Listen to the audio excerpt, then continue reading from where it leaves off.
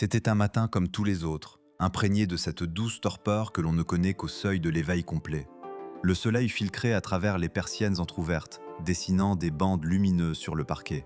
L'odeur du café, fraîchement moulu, commençait à se frayer un chemin depuis la cuisine, promettant le rituel rassurant qui lance chaque journée. Je n'avais pas encore posé le pied par terre, encore à moitié lové dans le confort douillet de mes draps, savourant les dernières bribes d'un rêve évanescent.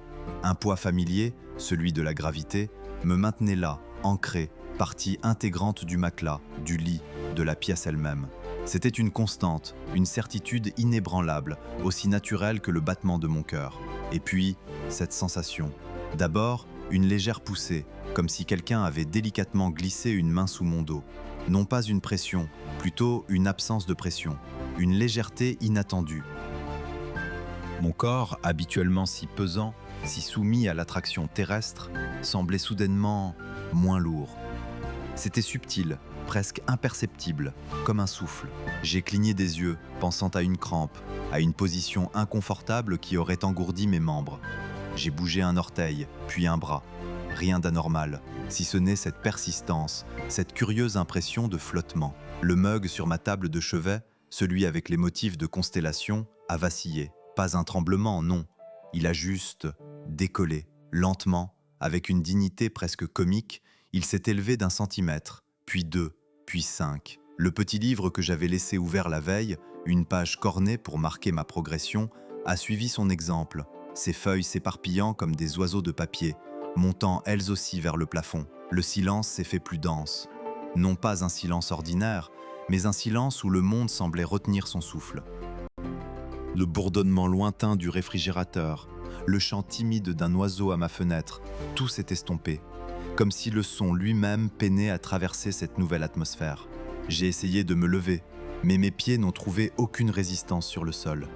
Au lieu de cela, mon corps entier a décollé du lit, avec une facilité déconcertante. C'était comme nager dans l'air, sans la moindre goutte d'eau. Une sensation à la fois terrifiante et étrangement libératrice. Mon cœur s'est emballé, un tambour battant dans ma poitrine. Mais il n'y avait pas de panique immédiate, juste une sidération muette. J'ai plané, à quelques dizaines de centimètres au-dessus de mes draps, le regard rivé sur le mug de constellation qui dérivait paresseusement vers le plafond, le café noir y décrivant des volutes hypnotiques, prisonnier dans son récipient, mais libre de toute contrainte gravitationnelle. Les objets autour de moi, plumes d'oreiller, miettes invisibles, poussière oubliée, dansaient dans l'air comme une pluie inversée, une chorégraphie silencieuse et absurde. C'était une suspension, une parenthèse. Le temps lui-même semblait s'être dilaté, étiré, pour contenir l'ampleur de cette aberration. J'ai tendu une main, comme pour attraper le livre flottant, mais mon geste m'a fait tournoyer doucement sur moi-même, ma perception de l'orientation complètement brouillée. Le plafond est devenu le sol est devenu le plafond, et ma chambre s'est transformée en un cube sans dessus ni dessous. Mon cerveau, habitué à des millénaires d'ancrage terrestre, luttait pour donner un sens à cette nouvelle réalité. 5 secondes, c'est tout ce que cela a duré. 5 secondes d'une légèreté irréelle, d'une étrangeté absolue, où le monde s'est délié de ses amarres invisibles. Puis, aussi brutalement qu'elle était partie, la gravité est revenue. Ce n'était pas un retour progressif, une réintégration douce. Ce fut une chute sèche, lourde, inéluctable. Je me suis écrasé sur mon matelas avec un choc sourd, le souffle coupé, l'impression que chaque os de mon corps avait été secoué jusqu'à la moelle. Le mug de constellation est retombé sur la table de chevet dans un fracas assourdissant, envoyant des éclaboussures de café noir sur le mur et mon visage. Le livre, les feuilles éparpillées, les plumes, tout s'est abattu autour de moi dans un vacarme de papier froissé et de chocs multiples. Le silence qui avait précédé la chute a été brisé par une cacophonie. Des bruits sourds venant de l'extérieur, des objets qui tombaient, des cris lointains. Un hurlement aigu, celui d'une sirène de voiture, a lacéré l'air. Les objets de ma chambre, qui avaient volé avec une grâce inattendue, gisaient maintenant pêle-mêle sur le sol et le lit, témoins muets d'une anomalie impossible. Mon corps tremblait, mes oreilles bourdonnaient. J'ai essayé de me redresser, mais la pièce tournait. Mes mains, mes pieds, tout mon être semblait avoir oublié la sensation de l'équilibre. J'ai regardé le désordre autour de moi, le café sur le mur, la tasse cassée, le livre ouvert à une page aléatoire, les plumes d'oreiller éparpillées comme une neige inattendue. Ce n'était pas un rêve. Les preuves étaient tangibles, visuelles, olfactives même, avec l'odeur du café renversé. Je me suis traîné jusqu'à la fenêtre, mes mouvements maladroits, comme si mes muscles devaient réapprendre à fonctionner avec cette force retrouvée. Ce que j'ai vu à l'extérieur a fait basculer ma confusion dans une peur glaciale. Le grand chêne dans le jardin du voisin, ses branches lourdes habituellement ancrées, avait l'air d'avoir été secoué par un géant invisible. Des feuilles, des brindilles et même un petit pot de fleurs sur le rebord de la fenêtre d'en face gisaient au sol, comme si une pluie de débris avait traversé le quartier. Plus loin, dans la rue, une poubelle était renversée, son contenu éparpillé. Un vélo d'enfant qui était appuyé contre un mur était maintenant couché sur le flanc, sa roue tournant encore lentement dans l'air du matin. Ce n'était pas juste moi, ce n'était pas un malaise, une hallucination, c'était réel, une réalité partagée, vécue par qui? Par tous? Le monde venait de connaître une pause, une interruption de 5 secondes dans une loi fondamentale de l'univers. Et maintenant, il fallait en ramasser les morceaux. Pas seulement les objets tombés, les débris matériels, mais aussi les morceaux de notre compréhension, de notre certitude. Comment vivre dans un monde où la gravité pouvait, même pour un instant fugace, décider de nous abandonner. Le café sur le mur formait une constellation sombre, un rappel silencieux de l'impossible. Et dans l'air, une question flottait, plus lourde que n'importe quel objet. Est-ce que ça allait se reproduire ? Comment vivre dans un monde où la constante la plus fondamentale pouvait, en un instant, décider de nous abandonner? Et surtout, est-ce que ça allait se reproduire? La question, lourde de son propre poids, résonnait dans le vacarme lointain des sirènes qui s'éloignaient, laissant derrière elles un silence plus assourdissant encore. Ce n'était pas le silence familier d'un matin endormi, mais celui d'un monde qui venait de retenir son souffle, puis de le relâcher dans un soupir d'incrédulité et de peur. Mon corps me rappelait brutalement son existence. Chaque muscle, chaque articulation protestait contre la violence de la chute. Une douleur sourde irradiait depuis mon dos, mais l'adrénaline, cet allié perfide, masquait sans doute l'étendue réelle des dégâts. Je me suis relevé avec une lenteur d'automate, mes mains tremblantes s'agrippant à ce qui restait de ma table de chevet, une épave de bois et de métal, méconnaissable. Le sol était un champ de bataille, jonché de fragments de verre, de pages arrachées de livres et d'objets du quotidien transformés en débris anonymes. Le café, cette constellation sombre sur le mur, s'était étendue en une traînée gluante, comme une blessure béante dans la tapisserie de ma routine. Chaque pas était une hésitation, une vérification tacite que le sol, cette fois, tiendrait bon. La pièce, naguère mon sanctuaire, était devenue un témoignage muet de l'aberration. Les persiennes, tordues, laissaient filtrer une lumière crue qui révélait impitoyablement l'étendue du désastre. Mon regard errait, cherchant un point d'ancrage dans ce chaos, une preuve que ce n'était pas un rêve, pas une hallucination fiévreuse. Mais le désordre était trop réel, trop palpable. Le grand chêne de mon voisin, visible par la fenêtre, avait l'air d'avoir été secoué par un géant invisible, ses branches éparpillées comme des membres disloqués. La première impulsion fut de me précipiter dehors, de chercher des visages, des voix, des confirmations. Mais une prudence nouvelle, une méfiance viscérale envers l'air lui-même me retint.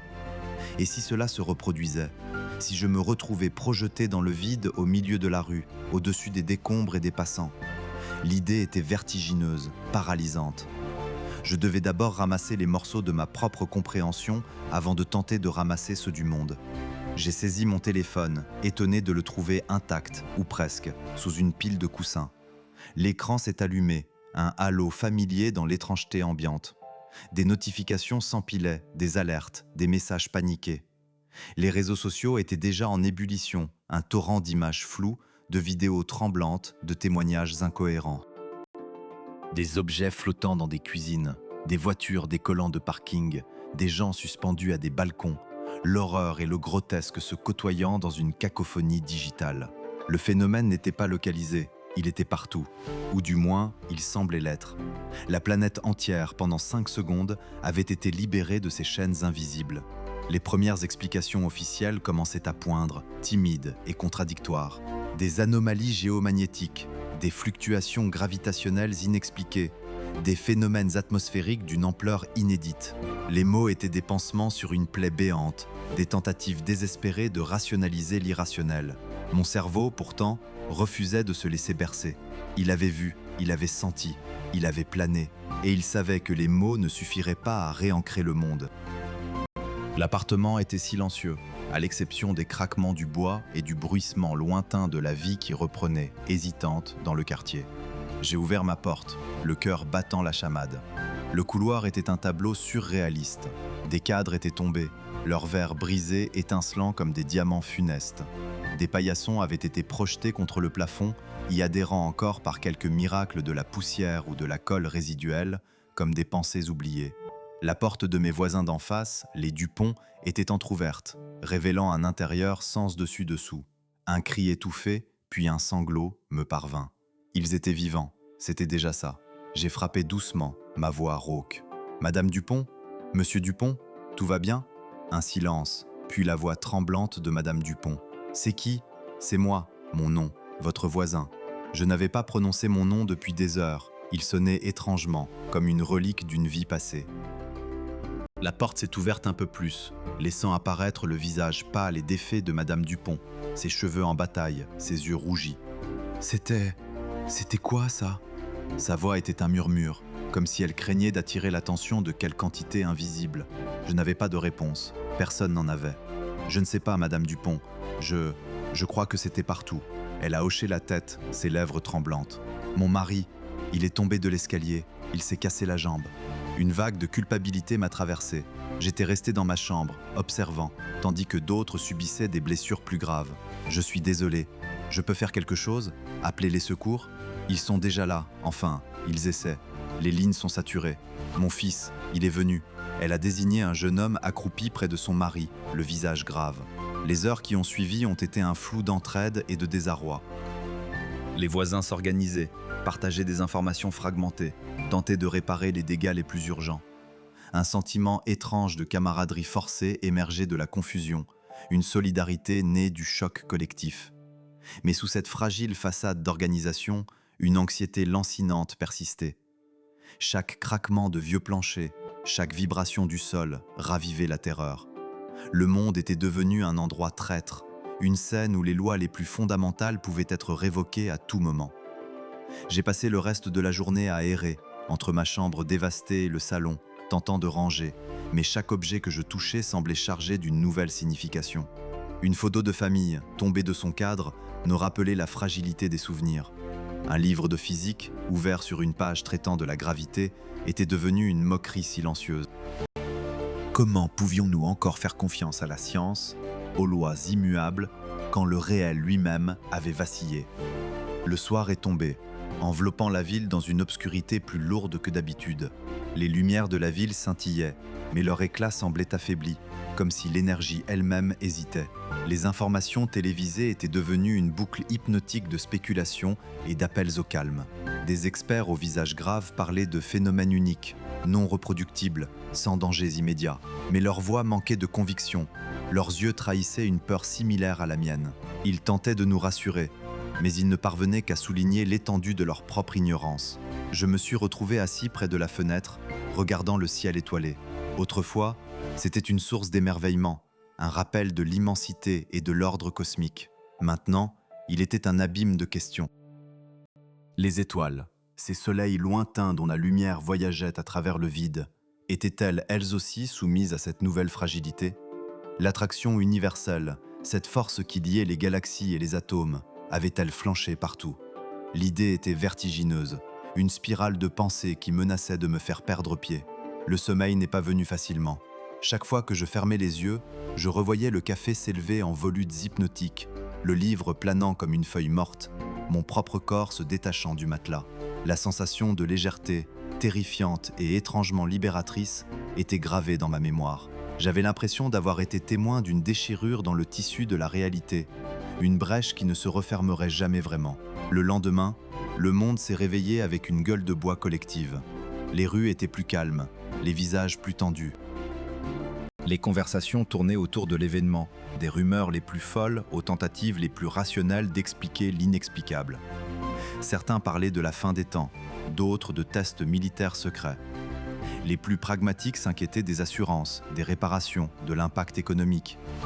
Mais au fond, sous toutes ces préoccupations, se cachait une question unique, une angoisse partagée.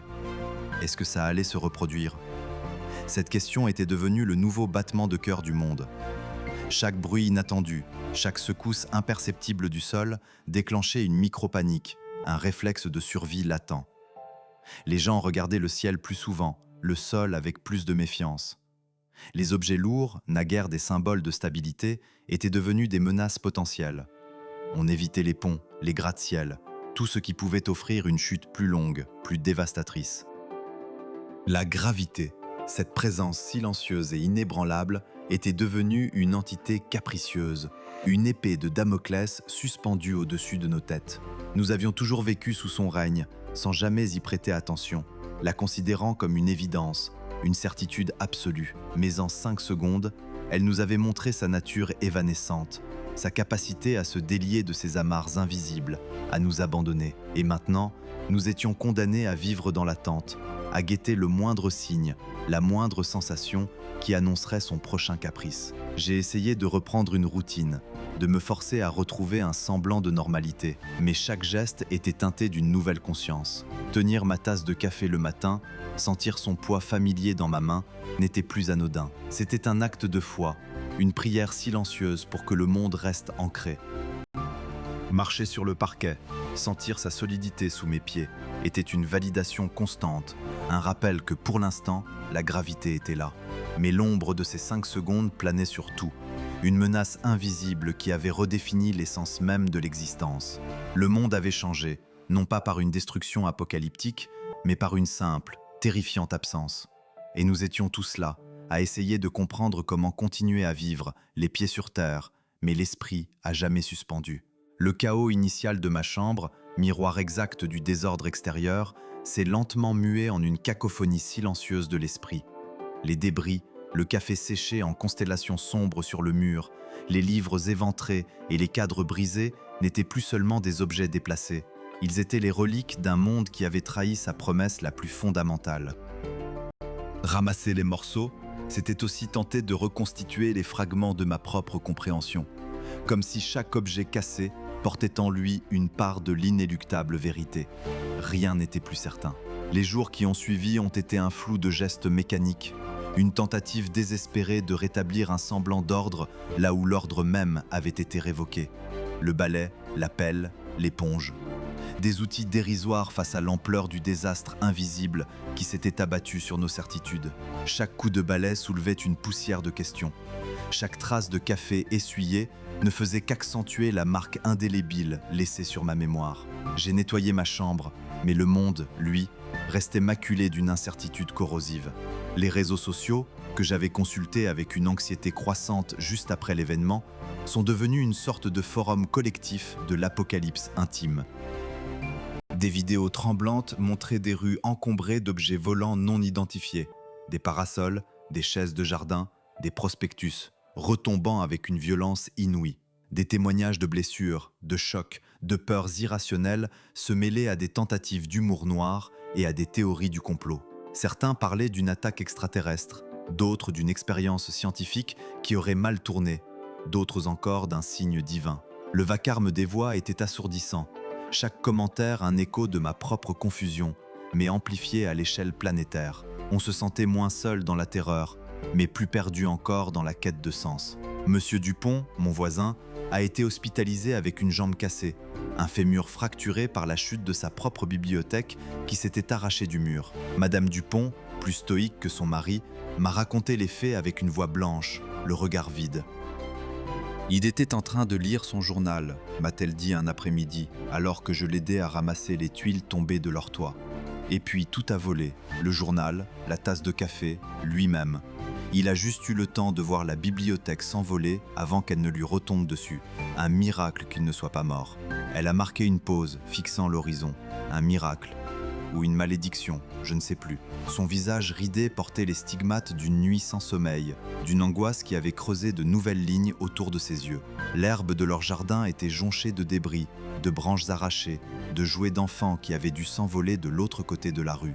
Le grand chêne, qui avait l'air d'avoir été secoué par un géant invisible, avait perdu une branche monumentale, tombée sur leur cabane de jardin, l'écrasant comme une boîte d'allumettes. Les autorités, elles, tentaient de minimiser.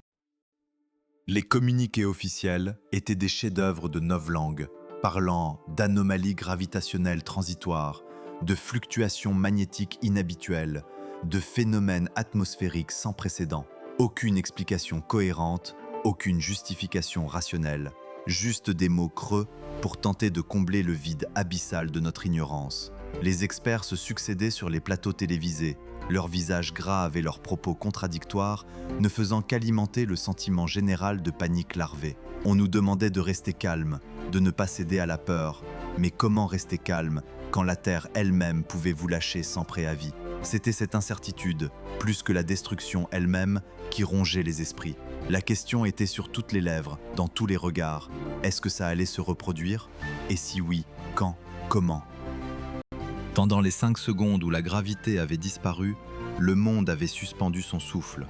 Mais depuis son retour brutal, il vivait dans une apnée permanente, attendant le prochain choc. Chaque vibration du sol, chaque secousse imperceptible d'un bus qui passait dans la rue, chaque craquement d'une vieille poutre dans ma maison déclenchait une micro-crise d'angoisse. Mon cœur battait la chamade, mes paumes suaient. Je me surprenais à lever les yeux vers le plafond, comme si je pouvais anticiper le moment où les objets commenceraient à s'élever à nouveau. La vie quotidienne, autrefois si prévisible, était devenue un ballet de précautions absurdes. Les gens fixaient leurs meubles au mur, attachaient leurs objets de valeur, évitaient les étages supérieurs. Les parcs étaient désertés, la peur qu'un enfant ne s'envole, même pour 5 secondes, étant trop grande. Les ascenseurs étaient considérés comme des pièges mortels. Les avions, pendant quelques jours, avaient cessé de voler, puis avaient repris avec des consignes de sécurité renforcées. Mais l'idée de flotter à des milliers de mètres d'altitude sans gravité, même pour un instant fugace, donnait des vertiges à quiconque osait y penser. Même l'architecture urbaine semblait soudainement fragile.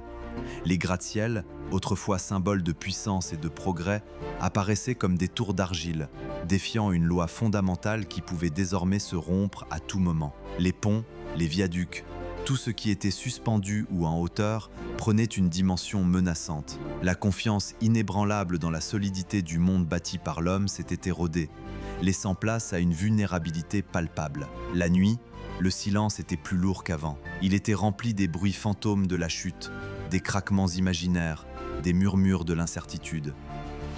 Je me réveillais en sursaut, le corps en sueur, convaincu d'avoir senti une légère poussée vers le haut, une imperceptible traction des draps. Je passais de longues heures à fixer le plafond, à écouter le moindre son, à attendre l'impensable. Mon lit, autrefois un havre de paix, était devenu un lieu d'observation, un poste d'écoute où je guettais les signes avant-coureurs d'une nouvelle aberration. Les conversations avaient changé. Fini les banalités sur la météo ou le dernier match de football. Désormais, on parlait de la chose, du grand flottement, du jour où tout a basculé. On échangeait des anecdotes, des théories, des peurs. Les cafés étaient remplis de débats passionnés sur la nature de la réalité, la validité de la physique newtonienne, l'existence d'autres dimensions. Les philosophes refaisaient surface, leurs paroles résonnant d'une pertinence nouvelle, tandis que les scientifiques, habituellement si sûrs d'eux, étaient réduits au silence ou à des hypothèses farfelues. Certains, comme les Dupont, avaient été blessés physiquement.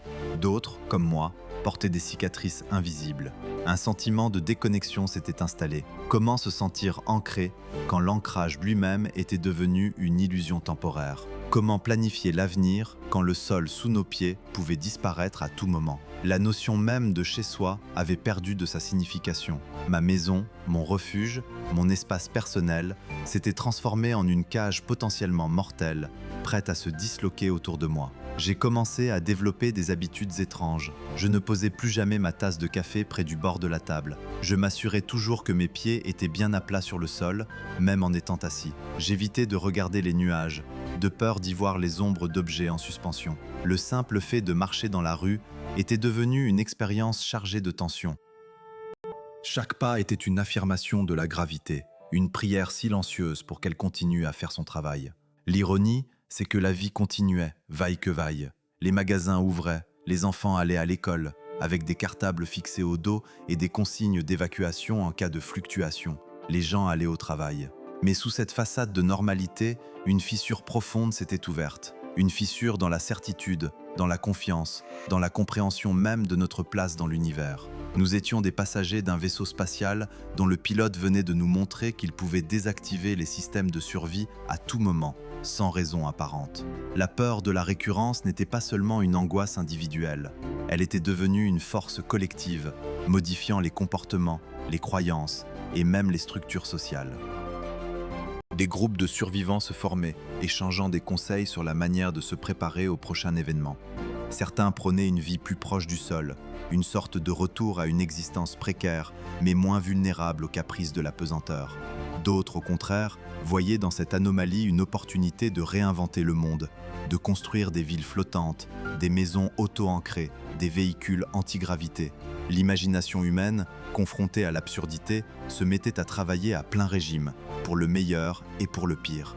Mais au fond de moi, subsistait cette question lancinante, celle qui me ramenait toujours à mon lit défait, à ma tasse de café renversée et aux volutes hypnotiques qu'elle avait dessinées sur le mur. Pourquoi ? Pourquoi 5 secondes ? Pourquoi la gravité ?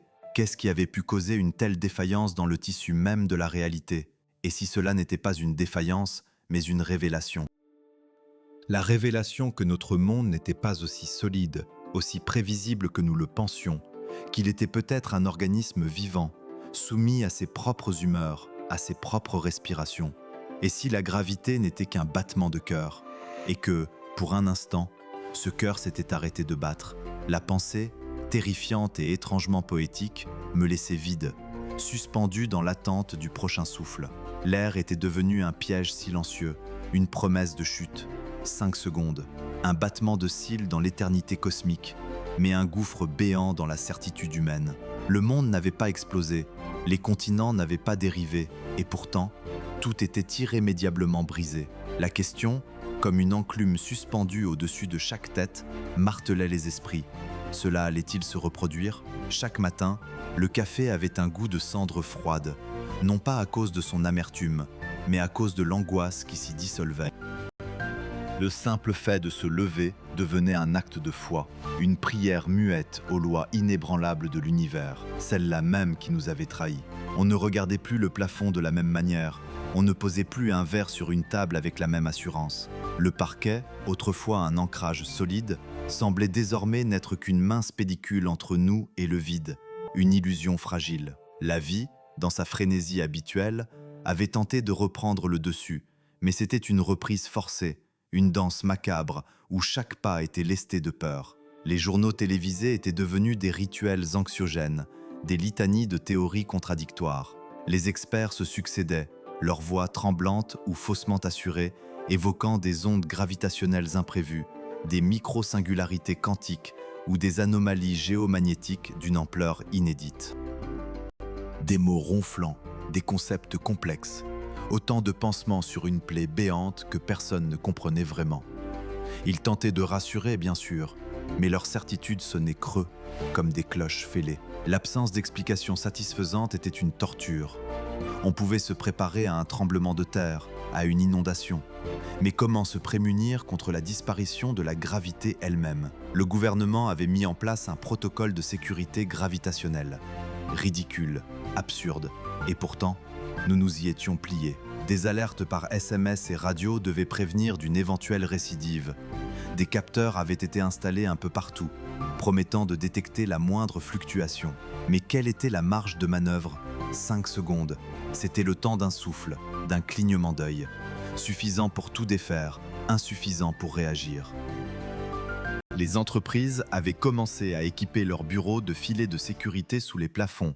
Les écoles avaient mis en place des exercices d'évacuation verticale. On apprenait aux enfants à s'agripper à des barres murales, à se rouler en boule contre le sol si le sol lui-même venait à disparaître. Leurs petits visages, déjà marqués par une sagesse précoce, reflétaient la confusion des adultes. Les architectes, autrefois obsédés par la solidité des fondations, se penchaient désormais sur les fixations des objets. Les bibliothèques devaient être chevillées au mur, les cadres vissés, les ustensiles de cuisine aimantés. Nos maisons, autrefois des cocons de liberté, s'étaient transformées en forteresses préventives, parsemées de sangles, de velcro et de dispositifs de verrouillage. La beauté évanescente d'un rideau flottant au vent était désormais une menace potentielle, un objet qui pourrait devenir un projectile. Les transports étaient les plus touchés. Les compagnies aériennes avaient cloué leur flotte au sol, incapables de garantir la sécurité. L'idée même d'être à des milliers de mètres d'altitude quand la gravité déciderait de prendre congé était une perspective cauchemardesque, une image de métal tordu et de corps projetés dans l'azur. Les trains et les voitures, bien que moins vulnérables, inspiraient une méfiance nouvelle.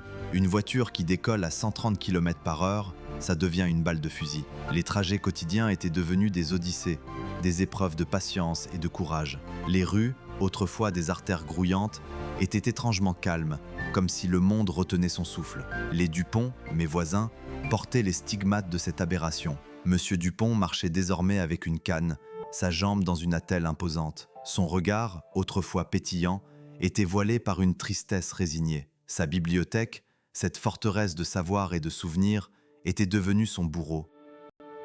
Il ne se plaignait pas, non. Il émanait de lui une sorte de fatalisme qui était peut-être plus effrayant que la panique. Madame Dupont, elle, avait développé un tic nerveux, son regard balayant constamment le plafond, comme si elle s'attendait à voir la lampe décoller à tout moment. Leur jardin, où j'avais vu le grand chêne se tordre comme un géant invisible, était devenu un lieu de recueillement silencieux, ses branches cassées racontant une histoire de violence absurde. Moi, je m'étais surpris à développer des habitudes étranges.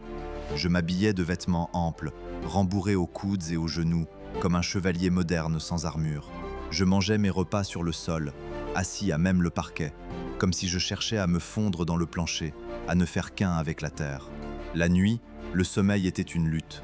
Chaque craquement de la maison, chaque souffle du vent qui faisait vibrer les persiennes était interprété comme le prélude à l'indicible.